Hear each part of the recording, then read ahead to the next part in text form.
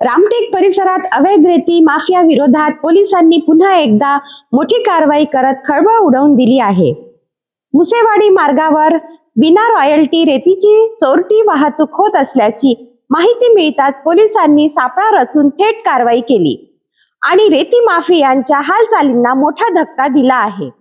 या कारवाईत लाखोंचा मुद्देमाल जप्त करण्यात आला असून संपूर्ण परिसरात एकच चर्चा सुरू आहे, रेती माफियांवर पोलिसांचा दणका। रामटेक पोलीस ठाण्याच्या पथकाला गस्ती दरम्यान गोपनीय माहिती मिळाली होती की मुसेवाडी मार्गावरून मोठ्या प्रमाणात विना रॉयल्टी रेतीची अवैध वाहतूक सुरू आहे। या माहितीच्या आधारे पोलिसांनी तात्काळ सापळा रचला आणि संशयित ट्रॅक्टरला थांबविले।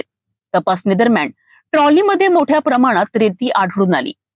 वाहन क्रमांक MH36Z6414 असलेल्या ट्रॅक्टरच्या चालकाकडे रेती वाहतुकीचे कोणतेही वैध कागदपत्र नव्हते।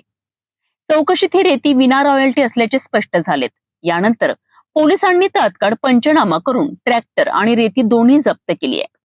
या कारवाईत सुमारे 9 लाख रुपये किमतीचा ट्रॅक्टर आणि 10,500 रुपये किमतीची अंदाजे 1.5 ब्रास रेती जप्त करण्यात आली आहे।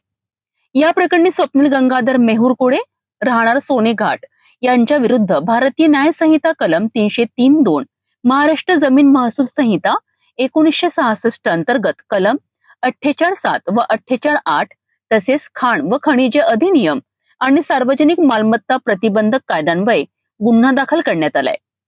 सध्या या प्रकरणाचा पुढील तपास सुरू असून रेती माफियांविरोधातील कारवाई अधिक तीव्र करण्यात येणार असल्याचा इशारा पोलिसांनी दिला आहे। रामटेक मध्ये झालेली ही कारवाई पुन्हा एकदा स्पष्ट करते की अवैध रेती वाहतूक करणाऱ्यांवर आता पोलिसांची करडी नजर आहे। लाखोंचा मुद्देमाल जप्त करून पोलिसांनी रेती माफियांना स्पष्ट संदेश दिला आहे, कायद्यापासून सुटका नाही। पुढील तपासात आणखीन मोठी नावे समोर येण्याची शक्यता वर्तवली जात आहे।